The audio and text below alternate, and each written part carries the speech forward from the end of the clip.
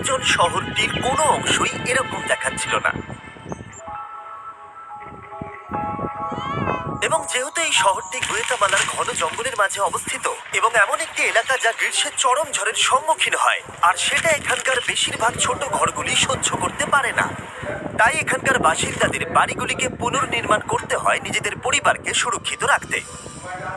যাই হোক, Guatemala city এখান থেকে 4 ঘন্টার দূরত্বে অবস্থিত, যেখানকার পরিবেশ এর সম্পূর্ণ বিপরীত। অনেক বেশি ইনফ্রাস্ট্রাকচার এবং কাজের সুযোগও সেখানে রয়েছে, আর আমরা এই ব্যবধানটাই কমাতে চাই।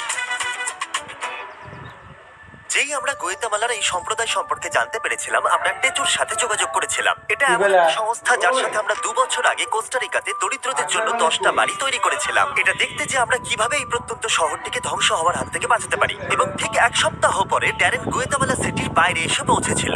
গুয়েতামালার সুন্দর ল্যান্ডস্কেপ এবং সংস্কৃতিকে পাশে রেখে ড্যারেন বুঝতে পেরেছিল যে চুইসিগুয়ানের ছোট্ট গ্রামে পৌঁছানো কতটা কঠিন হতে চলেছে, কারণ তাকে নিকটবর্তী একটি শহরে একটি ছোট বিমান ভাড়া করে পৌঁছানোর পর ঘন জঙ্গলের মধ্য দিয়ে অনেক মাইল হাঁটতে হয়েছিল, যেটা স্থানীয়দের কাছে প্রতিদিনের কাজ, ন্যূনতম উপার্জনের জন্য।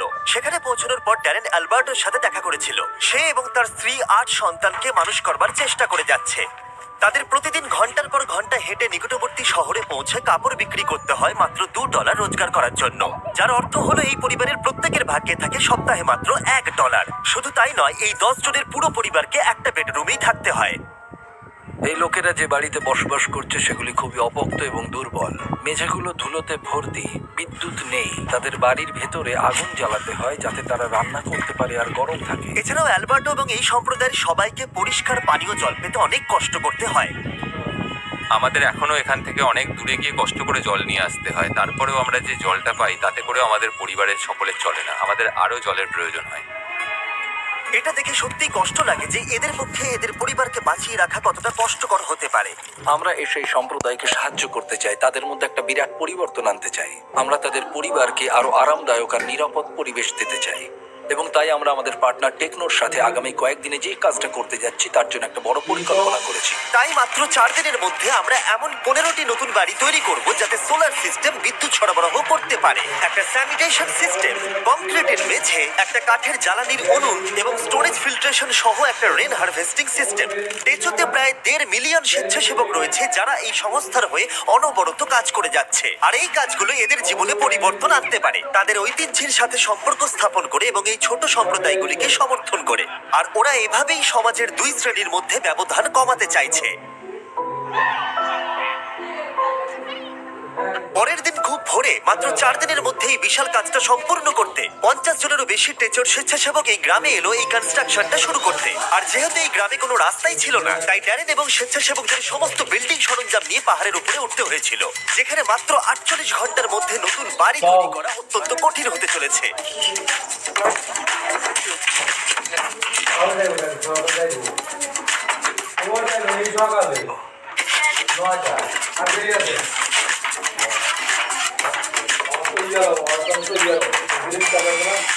দুদিন পরে ঘরের কাঠামোগুলো শেষ করাই সম্ভব হয়েছে। যাই হোক, মাত্র 48 ঘন্টার বাকি আছে।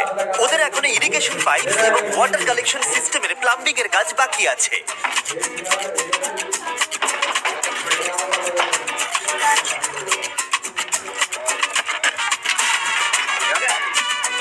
এখন থেকে এরা এখানে প্রচুর জল জমা করতে সক্ষম হবে এবং সেই জল তারা ব্যবহারও করবে বৃষ্টি যদি নাও হয়। এটা এদের জন্য একটা বিশাল ব্যাপার। আমার আগে কখনো ড্যারেনের ক্ষমতায় সন্দেহ ছিল না, কিন্তু এখানে ওরা আমাকে অবাক করে দিল। বিশ্বাস করতে পারছি না, ওরা গোটা কাজটা সূর্য ওঠার আগেই শেষ করে ফেলে। আলবার্টো এবং তার পরিবারকে নতুন বাড়ি তৈরি করে দিয়ে ওরা অবাক করে দেয়, আর বাচ্চারা তাদের উত্তেজনা ধরে রাখতে পারছিল না। এবার রিবনটা কাটা যাক।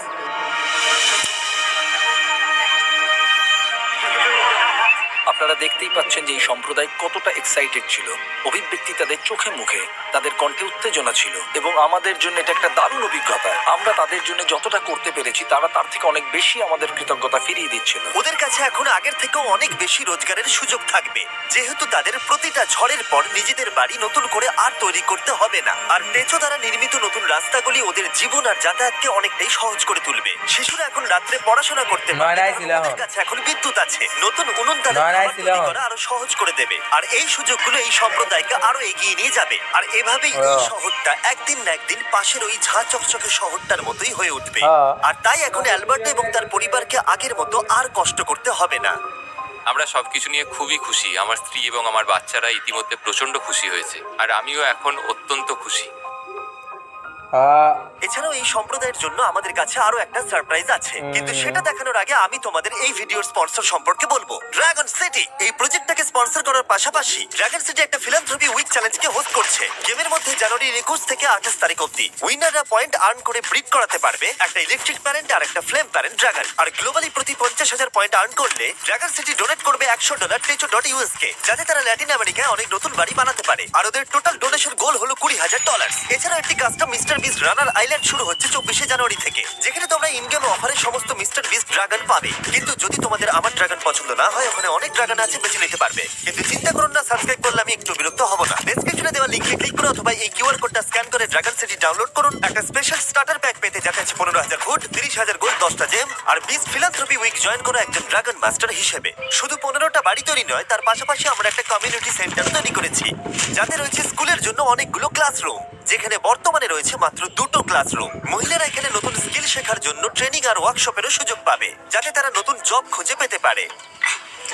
এই গ্রামের লোকেরা শুধু ঘরগুলোই খুলেছে তাই নয়, তাদের হৃদয়গুলোও খুলে দিয়েছে এবং তাদের সম্প্রদায়কেও আমাদের সামনে খুলে দিয়েছে, এবং আমরা সেটা অনুভব করতে পারছি। এই ভিডিওগুলোতে আপনাদের সাপোর্টই আমার কাছে সবকিছু। আশা করবো আপনাদের ভালো লেগেছে। আপনারা যত এই ভিডিওগুলো দেখবেন, আমরা তত ওদেরকে সাহায্য করতে পারবো। কিন্তু আপনাদের আঙুলও সাহায্য করতে পারে। সাবস্ক্রাইব বাটনটা টিপে, তাই এক্ষুনি টিপে দিন। তারপর আমাদের কমেন্টে জানান, আর রেগে যান তার উপরে যে সাবস্ক্রাইব করছে না। রাগ করুন কিন্তু সুন্দরভাবে, কারণ আমরা পজিটিভিটি চাই। কিন্তু রাগ করুন প্লিজ, যাতে ওরা সাবস্ক্রাইব করে দেয়। বাই। অ্যানার সুন্দর স্মৃতির উদ্দেশ্যে পাশে থাকার জন্য তোমাকে অনেক ধন্যবাদ।